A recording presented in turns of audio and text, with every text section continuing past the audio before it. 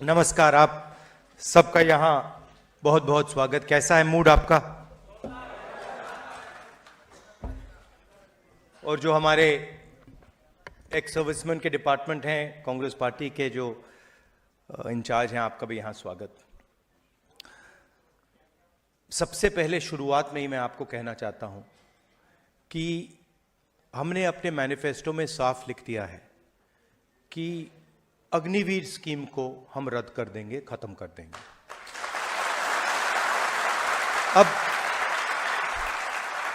मैं जानता हूं कि आप ताली बजा रहे हो, बट आपका नुकसान तो हो गया है। एक प्रकार से आपको तो चोट लग गई है और आपने एक सपना देखा था, आर्मी में जाने का सपना देखा था, देशभक्ति का सपना था। वो सपना अभी पूरा नहीं हुआ है। तो मेरी सोच है, जो 1,50,000 हमारे युवा हैं जिन्होंने आर्मी की पूरी प्रोसेस कंप्लीट की थी, अपनी जिंदगी के साल दिए, रनिंग की, वेट ट्रेनिंग की, अपनी स्ट्रेंथ बढ़ाई, उनको कोई ना कोई कॉम्पनसेशन तो मिलना ही चाहिए, कोई ना कोई रास्ता उनके लिए निकलना चाहिए।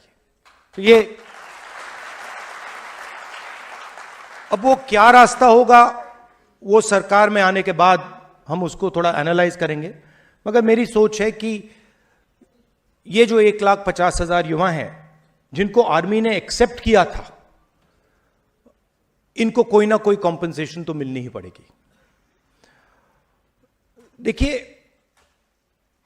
अग्निवीर स्कीम जो है वो एक्चुअली इंडियन आर्मी का स्कीम नहीं है। जब हमने थोड़ी गहराई में पता लगाया तो जब ये स्कीम बनाया गया, ये स्कीम आर्मी के लोगों ने नहीं बनाया है। जैसे नोटबंदी हुई थी, जहां फाइनेंस मिनिस्टर से नहीं पूछा गया, आरबीआई से नहीं पूछा गया, सीधा बाईपास कर दिया गया, पूरा सिस्टम बाईपास कर दिया गया। वैसे ही अग्निवीर स्कीम को बनाने में पूरा सिस्टम बाईपास कर दिया गया। यह प्रधानमंत्री के ऑफिस में डिसीजन लिया गया, एनएसए ने डिसीजन लिया, नेशनल सिक्योरिटी एडवाइजर ने डिसीजन लिया, आर्मी से नहीं पूछा, बाकी फोर्सेस से नहीं पूछा। तो एक गलती तो स्कीम है कि स्कीम ही गलत है, मगर दूसरी गलती यह भी है कि आपने ये स्कीम लागू किया, मगर जिन लोगों के लिए आप स्कीम बना रहे हो, ना आपने उनसे पूछा, ना आपने सेना से पूछा, ना आपने हिंदुस्तान के डिफेंस एस्टेब्लिशमेंट से पूछा। मतलब आपने पूरा का पूरा कॉन्स्टिट्यूशन, पूरा का पूरा सिस्टम बाईपास कर दिया। तो ये मेरे मुताबिक दो प्रॉब्लम्स हैं। अभी चुनाव हो रहा है और कॉन्स्टिट्यूशन पर, संविधान पर पूरे फुल अटैक किया जा रहा है। हिंदुस्तान में 15% दलितों की आबादी है, ठीक है, 8% आदिवासियों की है। आप जानते हो पिछड़े वर्ग के कितने लोग हैं हिंदुस्तान में? यहां पे पिछड़े वर्ग के लोग हैं ना, है ना? आप जानते हो आपकी आबादी कितनी है?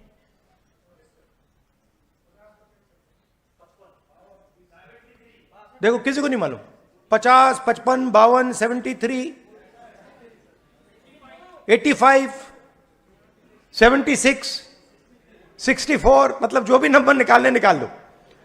बट ये बहुत बड़ी प्रॉब्लम है, क्योंकि दलितों को मालूम है, आदिवासियों को मालूम है, मगर जो हिंदुस्तान का सबसे बड़ा वर्ग है, जो इस देश को बनाता है, चलाता है, उसको यही नहीं मालूम उसकी आबादी कितनी है। अब आप कहोगे तो क्या हुआ? जवाब देता हूं। आप नेशनल मीडिया देखिए, नेशनल मीडिया पूरा नैरेटिव बनाता है। मीडिया में आपको अग्निवीर के बारे में तो कुछ नहीं दिख रहा ना, मीडिया में आता है अग्निवीर? कहीं नहीं आता ना। 1,50,000 लोगों को नुकसान हुआ है, मगर कहीं नहीं आता। आपको मालूम है क्यों नहीं आता है? मीडिया आपका नहीं है। मीडिया में ना एक दलित है, ना एक आदिवासी है, ना एक पिछड़े वर्ग का व्यक्ति है, ना एक गरीब जनरल कास्ट का व्यक्ति है। 2-3% का मीडिया है, और जो हिंदुस्तान के बड़े बड़े अरबपति चाहते हैं वो मीडिया में आता है। तो मीडिया में आपकी कोई भागीदारी नहीं है, इसलिए आपकी आवाज कोई नहीं सुन रहा। आपका उसमें कोई है ही नहीं। कॉर्पोरेट इंडिया को देखिए, 200 सबसे बड़ी कंपनियां, जहां आप शायद जॉब ढूंढने की कोशिश करोगे, उनकी लिस्ट निकालिए, उनके मालिकों की लिस्ट निकालिए, उनमें आपको एक पिछड़ा नहीं मिलेगा, एक दलित नहीं मिलेगा, एक आदिवासी नहीं मिलेगा, एक गरीब जनरल कास्ट का नहीं मिलेगा। अरबों रुपए उनको दिए जाते हैं। 16 लाख करोड़ रुपए उनका कर्जा माफ किया गया है। आप जीएसटी देते हो ना? जीएसटी देते हो ना? ये आपने शर्ट पहनी है, कितने की खरीदी आपने? हाँ, ये आप 28% जीएसटी। आप ज्यादा जीएसटी देते हो, अदानी ज्यादा देता है? जितनी आप देते हो उतनी वो देता है। अगर वो शर्ट खरीदेगा, आप 28 दोगे तो वो भी 28 देगा, आप भी 28 दोगे। जीएसटी एक जैसे दे रहे हो, पूरा का पूरा पैसा उनको जा रहा है, आपको 1 रुपया नहीं।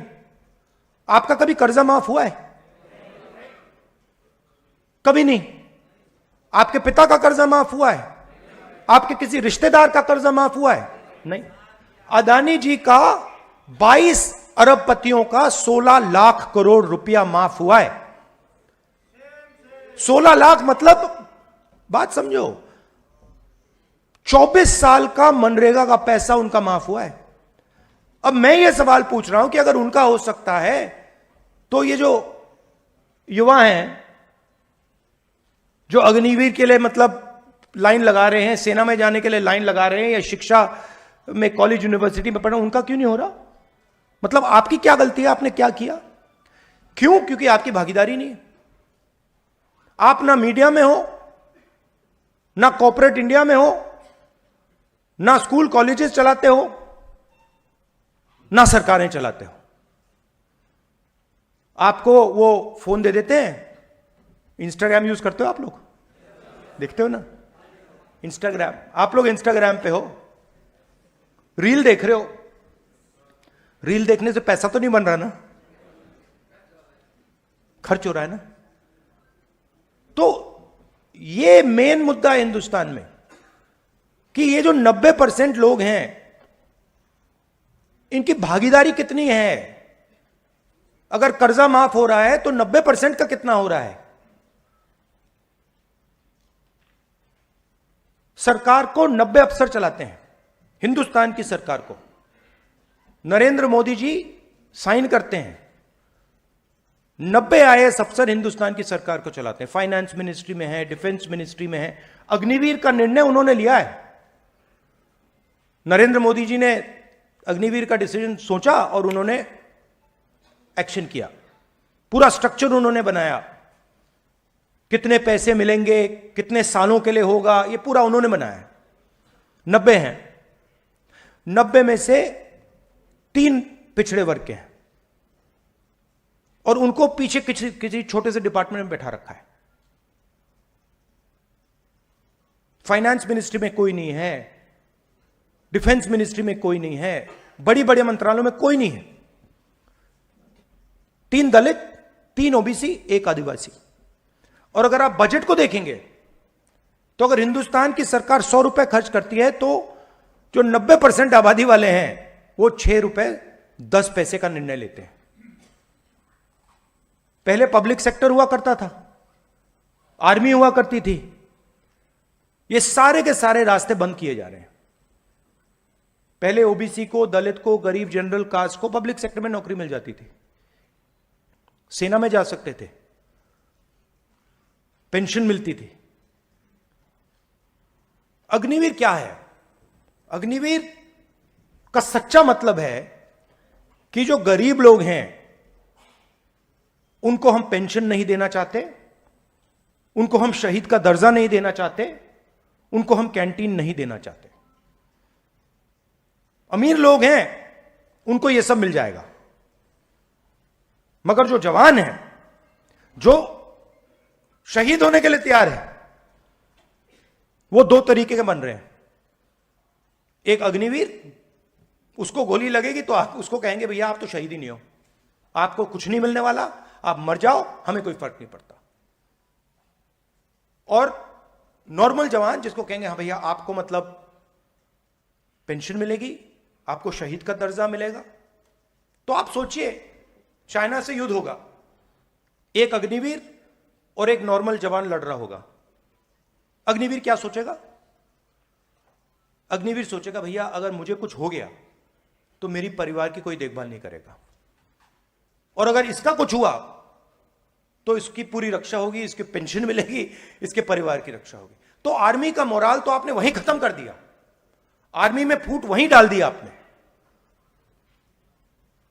तो इसलिए हम अग्निवीर को खत्म करने जा रहे हैं। और मैं चाहता हूं कि आप थोड़ा पॉलिटिकली सोचिए, पॉलिटिकली एक्टिवेट होइए।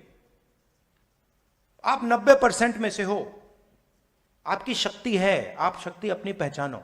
मैं हैरान हो गया कि 1,50,000 अग्निवीर हैं, एक्स अग्निवीर, सॉरी, जिनको मतलब आर्मी ने एक्सेप्ट किया था उनको फिर बाहर निकाल दिया, पेंडिंग। बट मैं आपको सच बताऊं, जितनी आपकी आवाज होनी चाहिए उतनी आपकी आवाज नहीं थी। यह रियलिटी है। अब उसका कारण है कि मीडिया भी आपके खिलाफ, कॉर्पोरेट इंडिया भी आपके खिलाफ, सरकार आपको धमका रही है, शासन धमका रहा है, फोटो ले रहे हैं, कह रहे हैं जॉब नहीं मिलेगी, वो सब है। मगर 1,50,000 लोगों में शक्ति भी बहुत है। वही तो पाकिस्तानी, खालिस्तानी, वो सब। और आपके अंदर देशभक्ति का सच्ची आग है, आपके अंदर है, और आपको वो आतंकवादी कह रहे हैं। और पूरा मीडिया कह रहा है, वो पूरा का पूरा मीडिया कह रहा है, वो किसानों को कह रहे हैं, आपको कह रहे हैं। तो ये इसलिए मैं चाहता हूं कि हम एक साथ काम करें, और अगर हम आपकी मदद कर सकें, आपको आपके लिए एक आर्मी में रास्ता बना सके, तो हम पूरी कोशिश करके आपके लिए रास्ता बनाएंगे। अब आपके कोई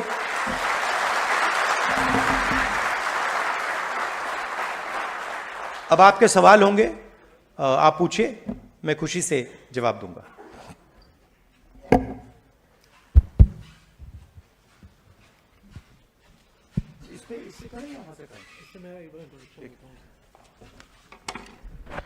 एक तो राहुल जी, जो आज ये हमारे तमाम छात्र और स्टूडेंट्स, यंगस्टर दोस्त मेरे आए हुए हैं, ये अपने अपने ज़िलों में अग्निवीर को लेके बहुत बड़ी लंबे समय से लड़ाई लड़ रहे हैं।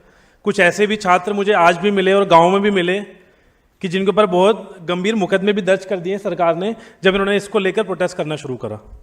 आज काफ़ी लगभग जितने छात्र आए हैं सबके कुछ ना कुछ सवाल थे, लेकिन हमने एक फॉर्मेट बनाया है, जो मैं आपको भी एक फॉर्म दूंगा, कि हमने एक फॉर्म फिल कराया था ये आज। इस फॉर्म में हमने 10 से 12 स्टूडेंट करें आइडेंटिफाई, जिनके हमने सबके जो सवाल थे वो ले लिए थे, और सबको हम उनका जवाब देंगे आपकी चिट्ठी के माध्यम से। 10 से 12 लोगों के हमने रैंडम पिक करे क्वेश्चंस, जो आपसे सवाल करेंगे। और एक बात मैं जरूर बोलना चाहूँगा अभी, कि ये पॉलिसी एक ऐसी सरकार और एक ऐसे प्रधानमंत्री जी लेके आए हैं जो खुद लगभग एक प्रदेश के 15 साल मुख्यमंत्री थे, लगभग 10 साल से देश के प्रधानमंत्री हैं, लगभग 75 साल उनकी उम्र है, और वो युवा साथी को बोल रहे हैं कि आप 4 साल में रिटायर कर जाओ। तो इससे ज़्यादा छल किसी युवा के साथ मैं नहीं समझता होता है। अब मैं आप साथियों से भी अपील करूंगा कि अपनी बात 1 मिनट के अंदर रखें, और साथ के साथ अपने बारे में भी बताएं, अपनी जर्नी के बारे में बताएं, आप किस परिवार से बिलोंग करते हो, आप क्या करते हो। तो मैं नाम लेने शुरू करूंगा और 1 मिनट के अंदर आप अपना सवाल करें। पहला नाम है पंकज कुमार गया। मैं पंकज कुमार गया बिहार के रहने वाला हूं, और मैं अम्बेडकर जाति, अति पिछड़ा जाति से बिलोंग करता हूं। सर, मैं अपना समाज में, अम्बेडकर समाज में मैं फर्स्ट बार आर्मी को भर्ती देखा था, जिसने 3 से 4 साल हमने प्रैक्टिस किया, तो लास्ट एज में मेरा आर्मी का मेरा पूरा प्रक्रिया हमने पास कर ली। तो सर पूरा प्रक्रिया हमने पास कर ली, तो सरकार ने मेरी भर्ती को पूरा रद्द कर दी, मेरी भर्ती को पूरा रद्द कर दी। तो पढ़ाई लिखाई के लिए तो सर पैसा की भी ज़रूरत होती है, तो हमने माँ का भी गहना गिरवी रखा, खेत भी इजारा धरा सर। तो बहुत स्थिति बहुत दयनीय हो गई सर, और ऊपर से मेरा भर्ती भी कैंसिल हो गया, और इसका मैं बहिष्कार किया, रोड पे बहिष्कार इसको किया, तो मेरे ऊपर मुकदमे लगे जिसमें 12 धारा मेरे ऊपर लगे, और जब 12 धारा लगे तो हमें जेल में बंद कर दिया 3 महीने के लिए। हम 3 महीने जेल में रहे।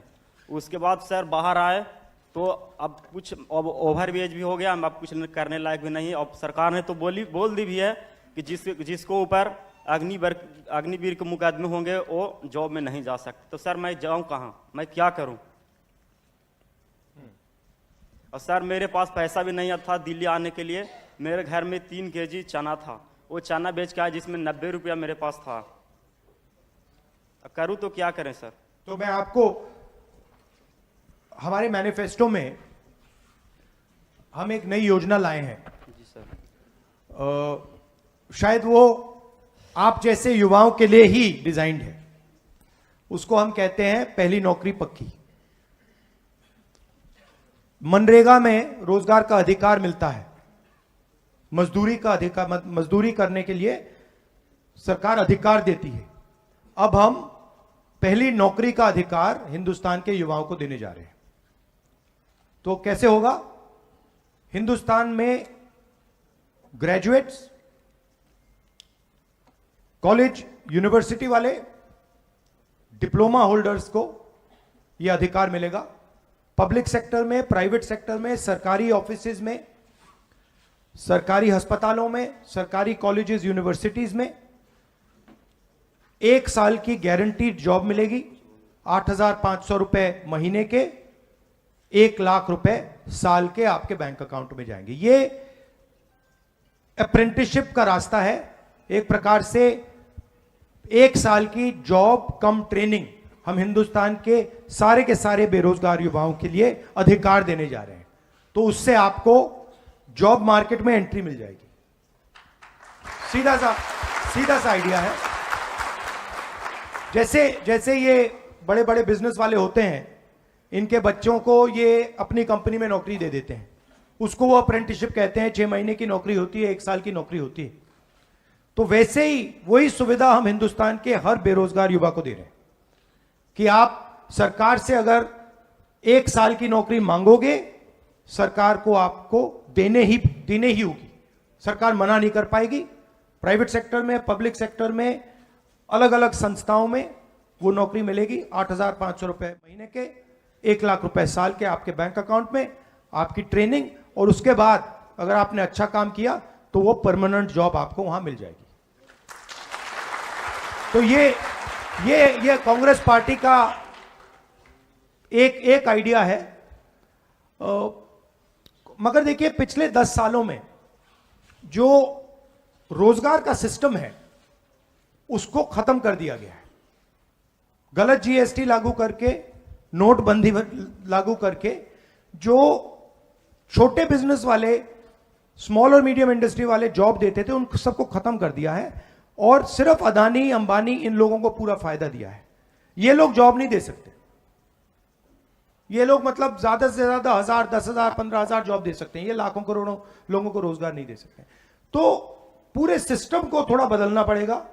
बैंक के दरवाजे छोटी कंपनियों के लिए, स्मॉल मैन्युफैक्चरर्स के लिए, आप लोगों जैसे एंटरप्रेन्योर्स के लिए खोलना पड़ेगा। वो थोड़ा लंबा काम होगा, मगर एकदम सरकार आने के बाद हम ये अप्रेंटिसशिप का अधिकार आप सबको देने जा रहे हैं। तो ये हमारी सोच है। सेकंड क्वेश्चन, ठेकेदार राउत, कालिंदी, उड़ीसा।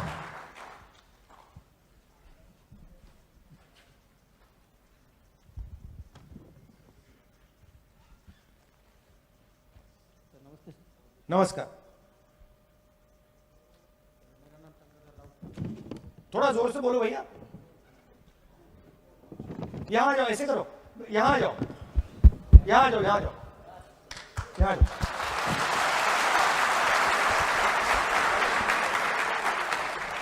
ऐसे करो, जो जिससे क्वेश्चन पूछ रहे हो उनको यहीं बुलाओ।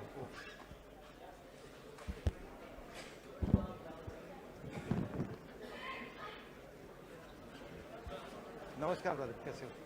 क्या नाम? क्या नाम?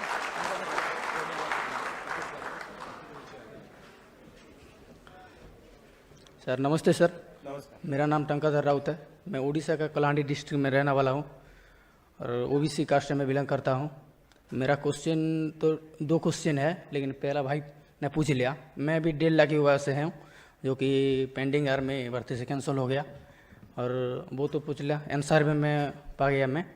लेकिन सेकंड क्वेश्चन ये है कि जब भी वैकेंसी आती है तो जो रिजर्वेशन जो रहती है, तो गवर्नमेंट ने जानबूझ के वो वैकेंसी कम कर रही है, इसलिए कि रिजर्वेशन ना दे। तो इस बारे में मैं आपके कुछ जानना चाहता हूँ सर। जब आपकी सरकार आएगी तो इस बारे में आप काम करेंगे या नहीं, ये मैं पूछना चाहता हूँ। तो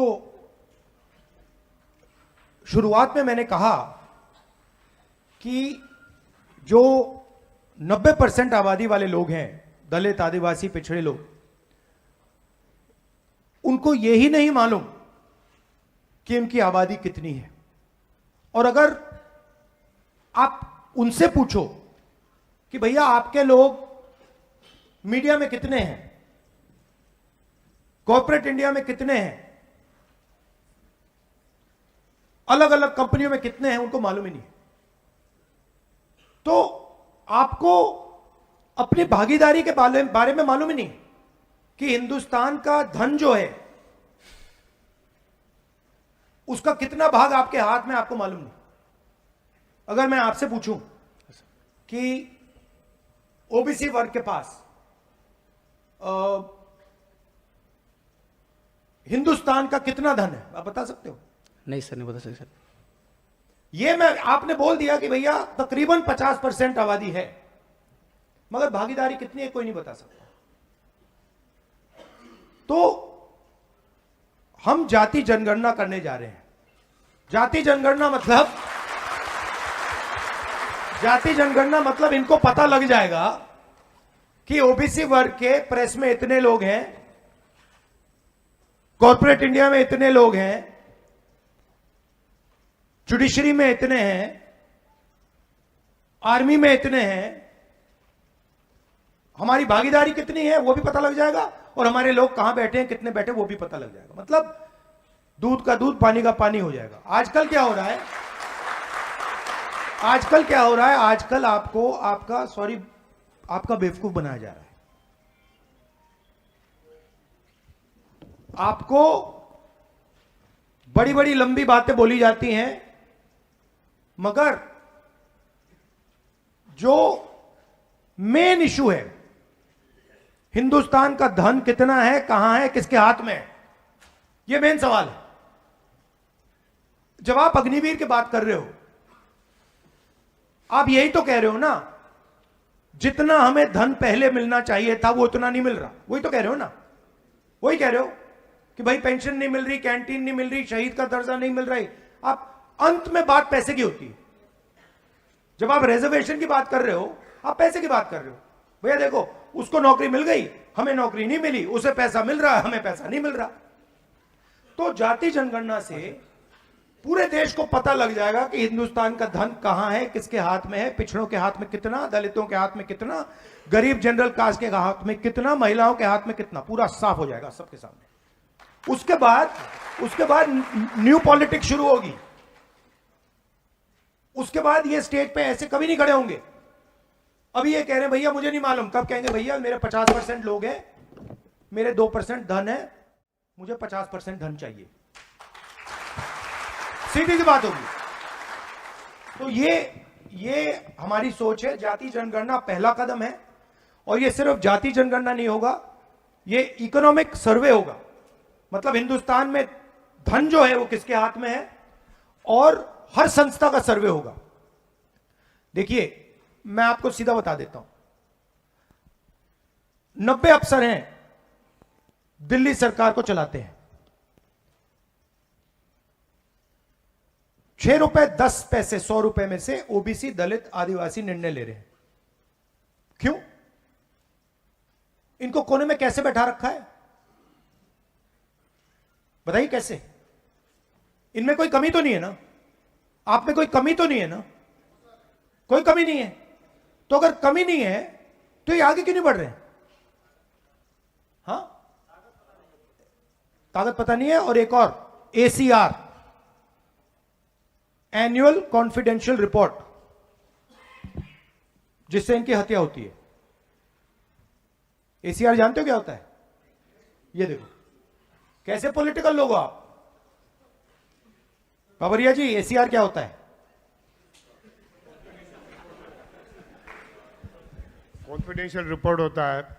जैसे मैं राहुल जी के साथ काम करता हूँ, 1 साल के बाद राहुल जी देखते हैं कि बाबरिया जी क्या काम कर रहे हैं, मगर वो उसमें कोई बड़ी एक ऑब्जेक्टिव की वजह कोई लाइकिंग डिसलाइकिंग से मेरे ख़त्म कर दिया कि तो बराबर नहीं है, तो ये जो उसका ACR होता है मेरा ख़त्म हो गया, तो मेरा आगे बढ़ने का रास्ता बंद हो जाता है। तो जहाँ तक आपकी सिस्टम का सवाल है, ऑफिसर्स होते हैं, अन्य अपर कास्ट से होते हैं, क्या होते हैं, तो वो लोग आपका रिपोर्ट ख़त्म कर देते हैं, तो आपको प्रमोशंस भी नहीं मिलता है और आपको सही जगह भी नहीं मिलती है। तो ऊपर जो अफसर बैठा होता है, सिंपल सी बात है भाई, ऊपर जो अफसर बैठा होता है उसको ACR का हक मिलता है। ACR मतलब एनुअल कॉन्फिडेंशियल रिपोर्ट। तो जो भी मुझे अच्छा नहीं लगता उसको मैं खत्म कर देता हूं। मैं सीनियर अफसर बैठा हूं, मुझे दलित अच्छे नहीं लगते, खराब ACR दे दी। मुझे OBC अच्छे नहीं लगते, खराब रिपोर्ट दे दी। यही सिस्टम है। तो साउथ अफ्रीका में जो अपार्थाइड का सिस्टम था, सुना आपने? वही चल रहा है हिंदुस्तान में। 10% लोग, 5% लोग ने पूरा सिस्टम पकड़ रखा है, कैप्चर कर रखा है। और वो जो चोट लगी है आपको अग्निवीर की, वो उन्होंने मारी है। आप अग्निवीर आया क्यों? आपको चोट लगी, मुझे बताओ अग्निवीर आया क्यों? हाँ ठीक है, डिफेंस बजट कम नहीं हुआ, सही है, आधा पकड़ा आपने। डिफेंस बजट कम नहीं हुआ, डिफेंस बजट उतना ही चल रहा है। नहीं, अदानी को हथियार देने थे, सीधी सी बात है। डिफेंस बजट है इतना, भैया हमें सेना को देना है, इतना पेंशन को देना है, इतना ट्रेनिंग में देना है, इतना हथियारों के लिए देना है। अदानी को हमने डिफेंस इंडस्ट्री पकड़ानी है, हथियार उसके होंगे, पैसा हमें वहां ज्यादा डालना है, सारे के सारे इजराइल के हथियार अदानी बनाएगा। इसीलिए अगर हम अदानी के लिए पैसा बना रहे हैं तो फिर जवानों के हाथ से लो, अग्निवीर लागू करो। ये हो रहा है। तो सिस्टम को समझना है। पहले राइफल ऑर्डिनेंस फैक्ट्री बनाती थी, पहले एम्यूनिशन ऑर्डिनेंस फैक्ट्री बनाती थी, ड्रोन HAL बनाता था, एयरक्राफ्ट HAL बनाता था। राफेल डील में अदानी अनिल अंबानी को दे दिया। अनिल अंबानी ने कभी जहाज नहीं बनाया जिंदगी में, उसको उठा के दे दिया। सारी की सारी राइफल अदानी बना रहा है, सारी के सारे शेल्स कारतूस अदानी बना रहा है, ड्रोन्स अदानी बना रहा है। तो ये हो रहा है। सिंपल सा डिसीजन है, ब्यूरोक्रेट ले रहा है कि भैया अदानी को पैसा देना है, डिफेंस बजट में से अदानी को अगर पैसा देना है, कारतूस के लिए, गन्स के लिए, एम्यूनिशन के लिए पैसा देना है, तो कहां से आएगा? आपकी जेब से आएगा, आपकी जेब से जा रहा है। ये जो 1,50,000 लोग हैं, 1,50,000 लोग हैं जो आपको चोट लगी है, वो अदानी ने मारी है। उस बात को समझिए आप। Thank you brother. इसके बाद पिंकू कुमार, और पिंकू कुमार के बाद जय मौर्य, वो भी आ जाए। पहले पिंकू कुमार गया। और दूसरी बात, मीडिया में आप यह बात कभी नहीं सुनोगे, क्योंकि मीडिया भी अदानी का।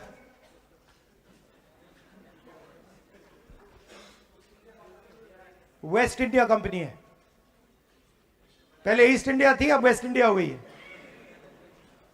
नमस्कार जी, बिहार के हो आप?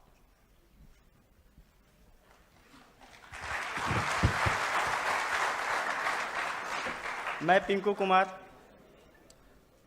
गया बिहार से, OBC जाति। मैं वही जो भाई लोग बता रहे हैं 1.5 लाख युवा पीड़ित अभी तक घूम रहे हैं, दर दर की ठोकरें खा रहे हैं, पैसे नहीं घर से मिल रहे हैं, नहीं जुट पा रहा है गार्जियन से आके यहाँ बंगला साहिब गुरुद्वारा में खाना खाया जा रहा है, फिर लात मार के भगाया जा रहा है, फिर वही ट्रेन पकड़ के वहाँ भी टीटी भी घुसा मार रहा है, ट्रेन में जगह भी नहीं मिल रही है, बाथरूम के गेट पे सो के जाते हैं आते हैं। वंदे वंदे भारत, वंदे भारत, वंदे भारत, वंदे भारत हम लोग का नसीब ही का है सब। वही बात बताने आए हैं कि जो बीजेपी बता रहे हैं कि हमारी कांग्रेस की सरकार आएगी तो मंगलसूत्र होता है जो माँ पहनती है वही बेच देगी कांग्रेस। तो हमने सोचा कि हमारा जो खाया है पैसा, जो 1.5 लाख युवा का जो हम लोग गिरवी रख के पैसा पढ़ाई कर रहे थे, संस्था में दिए, माँ का गहना बेचे और खेत का गिरवी भी धर दिए हैं सर, और उसका भी संस्था में पैसा जो अति भी कर दिए हैं, अभी तक गहना भी नहीं छूट पाया है, नहीं अति भी छूट पाया है। तो और हम लोग का वही बीजेपी बता रहा था कि कांग्रेस की सरकार आएगी तो मंगलसूत्र बेच के माँ का अति कर लेगा। तो हमने क्या कहा कि चलो आप लोग भी तो वही किए जो हम लोग को करना था, अति कर दिए, जो पेंडिंग युवा को अति बेरोजगार बना दिए। और वही हम लोग को गार्जियन बोलते हैं, जो बूढ़ा लोग है वहाँ गांव घर का, जो बोले कि गांधी युग में अच्छा शिक्षित लोग आ रहे हैं, उन लोग से जाकर मिलो। तो अभिलाष भैया हम लोग के साथ यूट्यूब द्वारा हम लोग को सहारा मिला, फिर कर्नल रोहित चौधरी सर हम लोग को फिर इतना अधिक पहुँचाए हम लोगों के यहाँ तक। और देखते हैं हम लोग आज अभी तक जगाए हुए हैं कि राहुल सर अब हम लोग को कुछ करे। हम लोग बहुत दर दर की ठोकरें गांव घर से, हम लोग को शादी भी हुआ, माँ का भी गहना नहीं बचा पाए, और हमारा शादी ठीक हुआ था कि लड़का अब तो जॉब पा लिया है, तो जॉब पा लिया तो न माँ का गहना बचा न पत्नी को हम अब मंगलसूत्र पहना पाए हैं।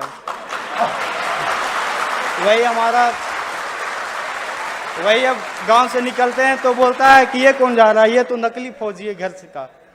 वही सब ताने मारते हैं हम लोगों को, जो और पड़ोस तो खुश है कि हाँ चलो नकली फौजी यहीं, अब ये कुछ नहीं कर पाएगा। अब शादी भी नहीं हो रही है, जो लाते थे कि चलो ये लड़का फौजी बन गया, अब वो भी नहीं ला रहा है कि अब तो ये नहीं बेरोजगार हुआ है, अब वो भी नहीं आ रहा है कि हाँ ये लड़का का शादी होगा कि नहीं होगा, वो भी खत्म हो गया है। ये जो आपसे यही है कि हमारा ये भर्ती पूरा करवा दें आप लोग से, यही नहीं, हम तो पूरी कोशिश करेंगे कि कोई ना कोई कॉम्पनसेशन 1,50,000 युवाओं को कोई ना कोई कॉम्पनसेशन तो हम देंगे। आखिरी बात, ये जो बोल रहे हैं मोदी जी बोल रहे हैं हमारी महालक्ष्मी योजना है, पता नहीं आपने सुनी है नहीं सुनी है? सुनी है। पहली बार दुनिया की कोई भी सरकार महिलाओं के बैंक अकाउंट में सीधा पैसा डालने जा रही है, और 10-15 हजार रुपए नहीं, 10-15 हजार रुपए नहीं, 1 लाख रुपए साल के हिंदुस्तान की सबसे गरीब महिलाओं के बैंक अकाउंट में डाल रहे हैं। 8,500 रुपए महीने के, 1 लाख रुपए साल के गरीब परिवारों के बैंक अकाउंट में, महिलाओं के बैंक अकाउंट में हम डाल रहे हैं। तो मोदी जी को थोड़ी घबराहट है, इसलिए ये उल्टी सीधी बात बोल रहे हैं सर। तो हम मगर पूरी मदद करेंगे भैया, हम पूरी कोशिश कि हमारा ये मिशन कंप्लीट हो जाएगा। मिशन आपका कर देंगे। अब जैम हो रहे हैं, आपकी शादी में हो जाएगी। अभी तक चप्पल टूटल पहन के घूम रहे हैं इधर उधर से। शादी हो जाएगी, शादी हो जाएगी। मैं आऊंगा आपकी शादी में, पक्का।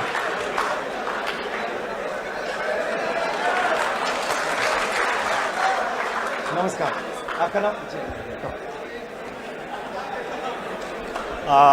मेरा नाम जय मौर्य है और मैं काशी हिंदू विश्वविद्यालय का मैं छात्र रहा हूँ। तो जो विश्वविद्यालय में एक राजनीति का जो माहौल रहा है तो उस पर मेरा प्रश्न है कि हमारे देश की जो आबादी है, लगभग 50% जो आबादी है वो 30 साल से कम युवाओं की है। और जो राजनीति की जो युवाओं की राजनीति में जो पहली सीढ़ी है, कहीं ना कहीं विश्वविद्यालय को माना जाता है।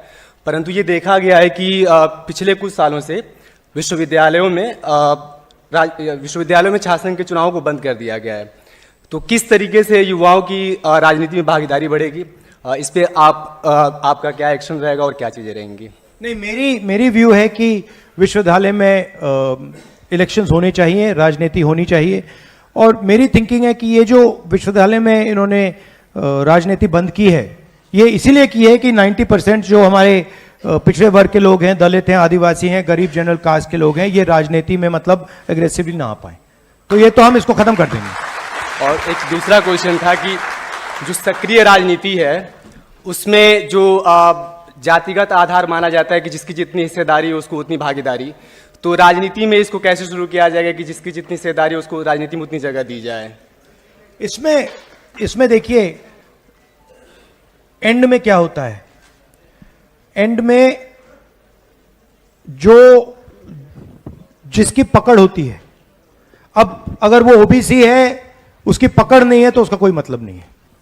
जिसकी पकड़ होती है उन लोगों को, चाहे वो ओबीसी हो, दलित हो, पिछड़े वर्ग का हो, जनरल कास्ट का हो, जिसकी पकड़ हो, जिसकी जमीन से पकड़ हो, उसको प्रमोट करना चाहिए पार्टी में। इस बार अगर आप देखें हमारे टिकट्स में हमने बहुत ज्यादा, पहले से बहुत ज्यादा ओबीसी वर्ग के लोग हमने दिए हैं, आदिवासी लोग दिए हैं, दलित तो देते ही हैं।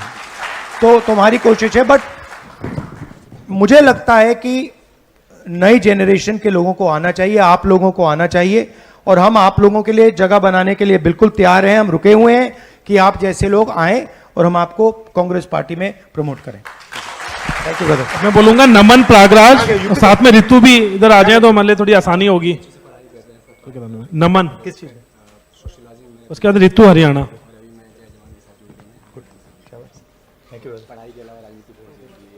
ठीक है, बिल्कुल। ऋतु, नमस्कार। पहले आप। मैं नमन इलाहाबाद का रहने वाला हूं और उत्तर प्रदेश में रहने वाला हूं। उत्तर प्रदेश में को एक दूसरे नाम से जाना जाता है, जिसको भर्ती स्कैम प्रदेश के नाम से जाना जाता है। तो सर, मैं आपसे ये सवाल करता हूं कि जो उत्तर प्रदेश का युवा है वह किसी न किसी भर्ती परीक्षा की तैयारी करता है उत्तर प्रदेश में आकर के इलाहाबाद, जिसको रोजगार फैक्ट्री के नाम से जाना जाता है।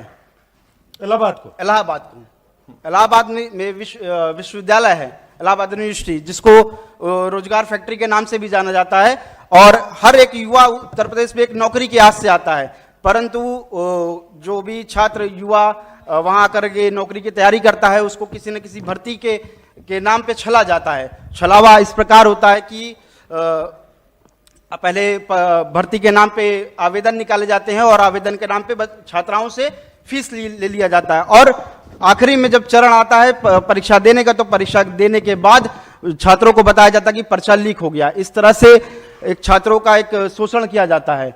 इस तरह क्या आपकी सरकार जब बनेगी तो क्या उत्तर प्रदेश में पर्चा लीक का और भर्तियों में धांधली का जो मामला उजागर होता है उत्तर प्रदेश में सबसे ज्यादा होता है, तो क्या यह बंद हो पाएगा कि नहीं?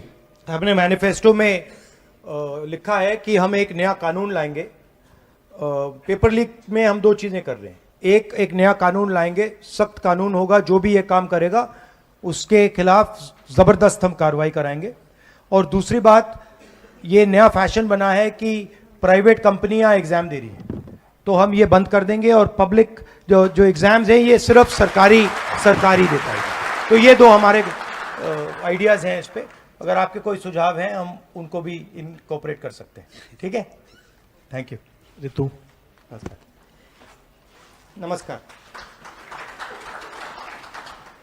नमस्कार, मेरा नाम ऋतु है। मैं बहादुरगढ़ हरियाणा से बिलोंग करती हूँ। मेरे पिताजी एक किसान हैं, मैं आम किसान परिवार से बिलोंग करती हूँ। मेरा सवाल यह है कि महिलाओं को मानसिक तौर पर और शारीरिक तौर पर योग्य नहीं समझा जाता कि वो आर्मी में जाकर अपना योगदान दें। और मेरा सपना है कि मैं कमांडो फील्ड में जाके एक कमांडो बनूं। और जहाँ तक बात की जाए अग्निवीर महिलाओं की, वह अपनी क्षमता को प्रदर्शित कर कर भी वापस उसी मानसिकता में उनको लौट कर आना होता है। तो मेरा सवाल आपसे यह है कि आप अग्निवीर महिलाओं के लिए और महिलाओं की भर्ती को लेकर सेना में आपकी क्या योजनाएं हैं, अगर आपकी सरकार आगे आने वाले टाइम में आती है? नहीं, देखिए, अग्निवीर को तो हम हमारे मैनिफेस्टो में लिखा है कि हम खत्म कर रहे हैं। तो अग्निवीर को तो स्क्रैप करा जाएगा अगर हमारी सरकार आएगी। जो पहला सिस्टम था, जो परमानेंट सिस्टम था, पेंशन वाला सिस्टम था, उसको हम फिर से लागू करेंगे। जहां तक महिलाओं की बात है, देखिए, ये अंत में ये डिसीजन सेना का होता है, मगर मेरी पर्सनल राय है कि महिलाओं को भी सेना में एक्सेस मिलनी चाहिए और जगह मिलनी चाहिए। बट अंत में ये डिसीजन, ये सेना का डिसीजन है और ये सेना को डिसाइड करना चाहिए कि कहां, किस प्रकार से और कितनी महिलाओं को वो यूज कर सकते हैं। मगर मैं चाहता हूं कि ज्यादा से ज्यादा महिलाओं को सेना में, वायुसेना में, नेवी में जगह सर, लेकिन अगर देखा जाए कमांडो की भर्ती में सिर्फ 3% महिलाएं हैं जो कमांडो के लिए अप्लाई करके आगे बढ़ी हैं।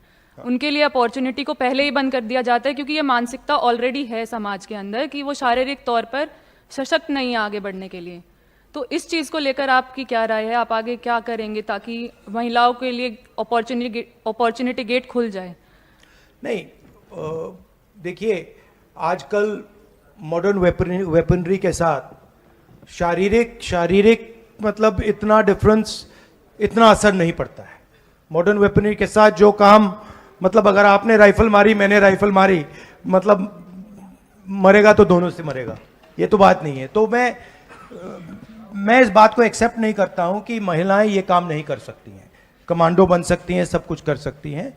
तो हम एवेन्यूज बनाएंगे और हम सेना से, पैरामिलिट्री से बात करके कोशिश करेंगे कि ज़्यादा से ज़्यादा महिलाएं आर्मी में और स्पेशल फोर्सेस में जा पाए। धन्यवाद सर। मैनिफेस्टो में हमने लिखा है, थोड़ी सेंसिटिविटीज होती हैं, बट वो आर्मी के नॉलेज में है, तो वो उनका थोड़ा डिसीजन होता है, मगर हम जरूर उनको सजेस्ट करेंगे कि ज्यादा से ज्यादा महिलाओं को जगह दें। ठीक है, थैंक यू। इसके बाद फराज हुसैन और अभिषेक हमीरपुर आ जाएं। पहले फराज और फिर अभिषेक। फराज।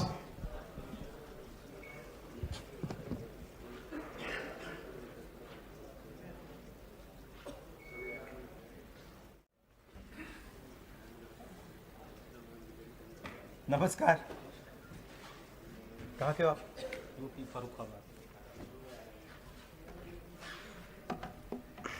सर नमस्कार, मेरा नाम फराज हुसैन है। मैं यहाँ पर शिक्षा और रोज़गार की बात हो रही है, यहाँ पर मैं एक स्पेशल डिस्क्रिमिनेशन एड्रेस करना चाहता हूँ। मैं फराज हुसैन जामिया से हूँ और मेरा नाम ही डिस्क्रिमिनेटरी है।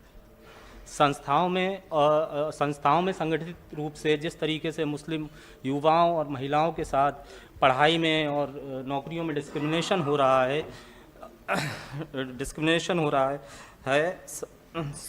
तो मुसलमानों के लिए क्या कांग्रेस का फ्रेमवर्क है?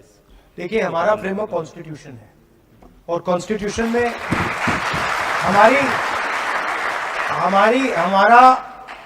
हमारा फ्रेमवर्क कॉन्स्टिट्यूशन ऑफ इंडिया है, लोकतंत्र है। और कॉन्स्टिट्यूशन में साफ लिखा हुआ है कि हिंदुस्तान के सब सिटीजन्स एक जैसे हैं, कोई कम नहीं है, कोई ज्यादा नहीं है, कोई धर्म कम नहीं है, कोई जात कम नहीं है, कोई भाषा कम नहीं है। तो हमारे लिए कोई डिस्क्रिमिनेशन नहीं है। हम जानते हैं कि बीजेपी की विचारधारा हमारी विचारधारा से बिल्कुल अलग है, हम उनकी विचारधारा से लड़ रहे हैं और हम चाहते हैं कि हिंदुस्तान में सब लोगों के लिए जगह हो, सब लोगों की रिस्पेक्ट हो, सब लोग एक दूसरे से मोहब्बत करें और आदर करें एक दूसरे का। तो कोई कंफ्यूजन नहीं है हम में। मैं जानता हूं कि आपको मुश्किल हो रही है, मगर घबराइए मत, सब ठीक हो जाएगा।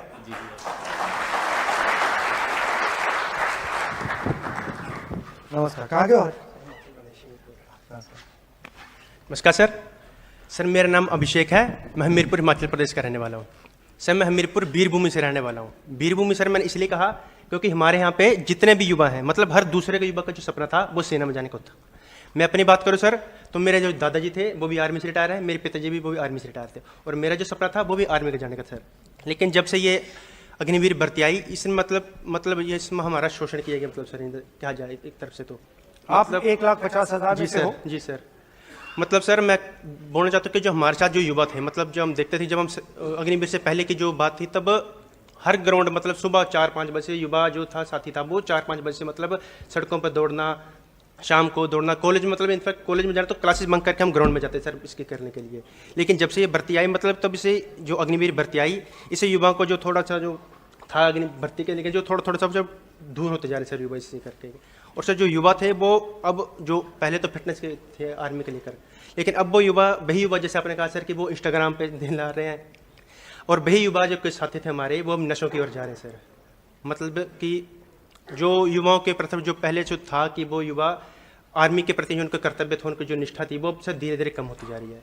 सर मेरा प्रश्न यह है कि सरकार का कार्य होता है कि एक उज्ज्वल भविष्य का निर्माण करना सरकार की जिम्मेदारी होती है।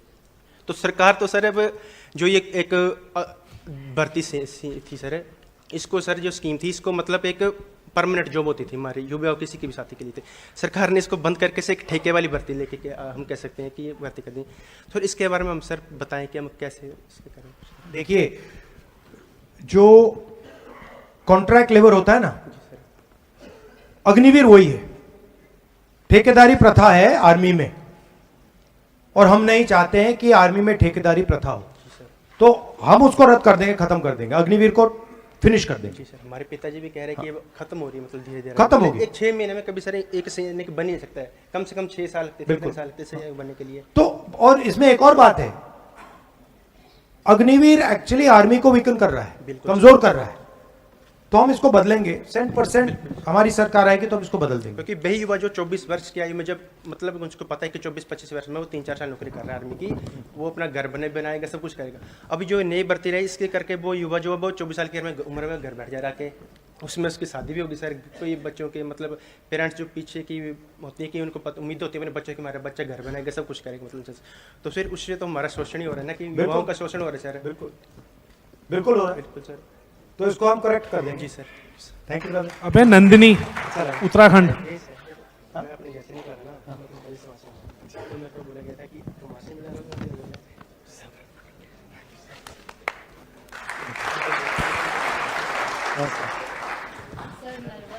अरे नहीं आ जाओ, नर्वस नहीं होना।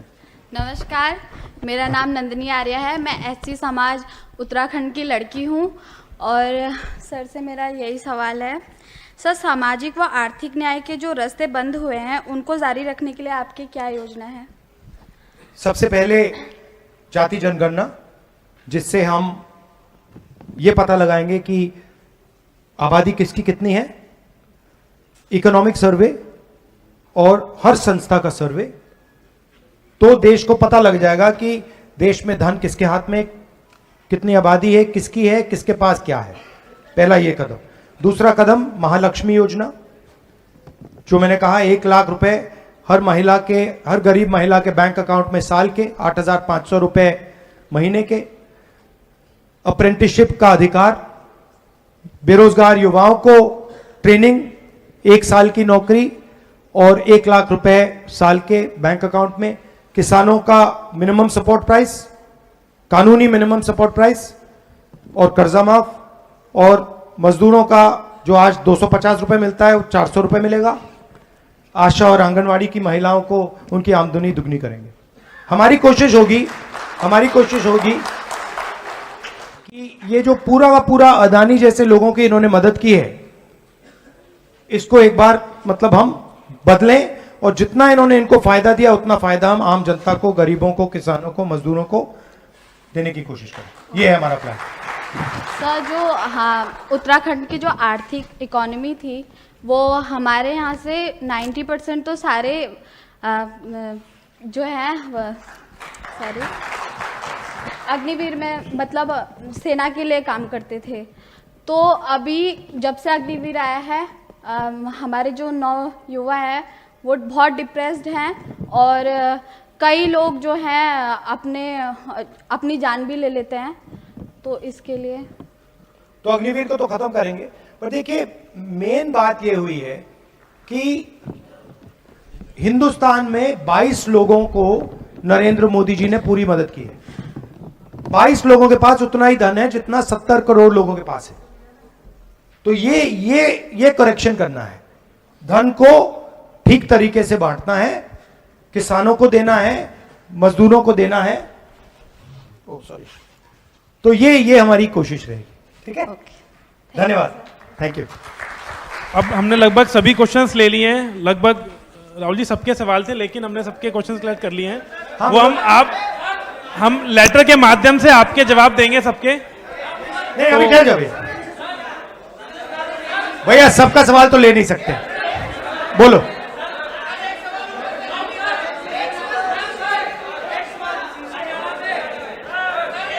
अब हो गया, आप ऐसे तो नहीं कर सबके सकते। जो सवाल हैं वो हमने ले लिए थे, हम आपको नहीं कर लेटर के सकते। जवाब से देंगे। एक सर, हाँ, राहुल जी लास्ट क्वेश्चन ले लो। सो आप प्लीज एक बार बैठ जाइए। इनको बुला लो, इनको बुला लो। हाँ सी आप आइए। हाँ आप आइए। ठहर जाइए क्या?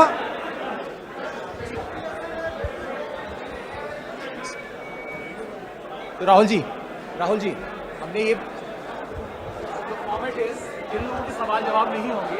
I'll do that. So we'll basically right. हाँ, नमस्कार, क्या सवाल है? मैं सर बता दें। सर मैं जितेंद्र यादव बहरोड अलवर राजस्थान से आया हूं sir.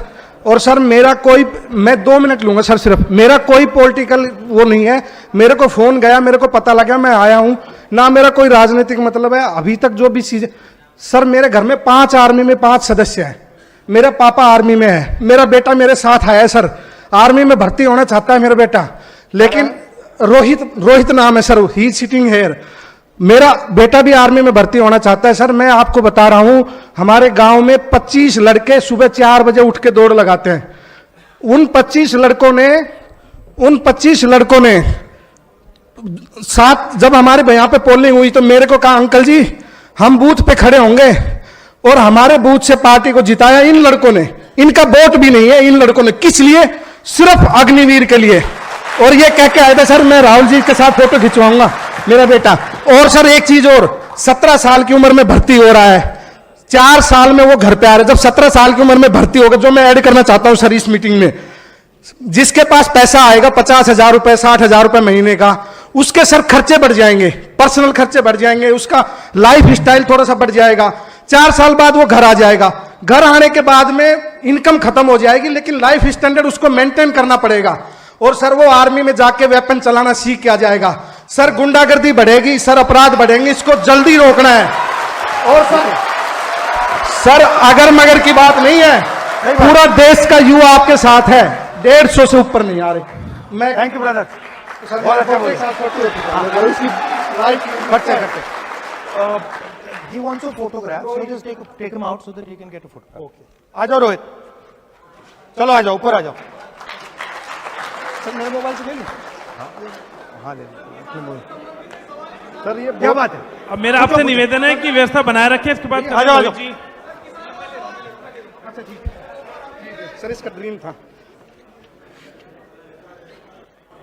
Thank you sir. Love you brother, thank you. हमारे बूथ से तुमने जीता है, अलवर से ललित यादव जीत रहा है।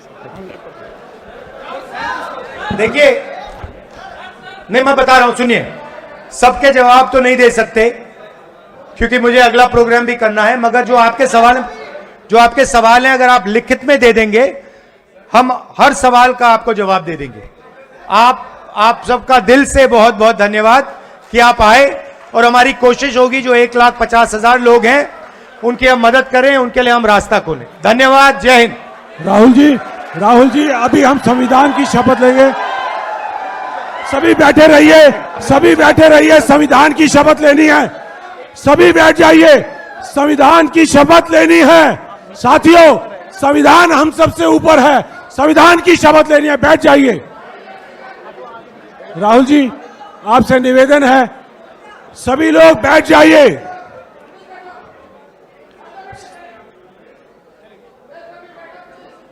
सभी लोग अपनी अपनी जगह पर खड़े हो जाएं। अच्छा जय हिंद साथियों, आज संविधान को बचाने की जिम्मेदारी आपके पास है। आपके साथ जननायक राहुल गांधी जी हैं और आप हमारा देश के भविष्य हैं। आपके कंधों पे आपके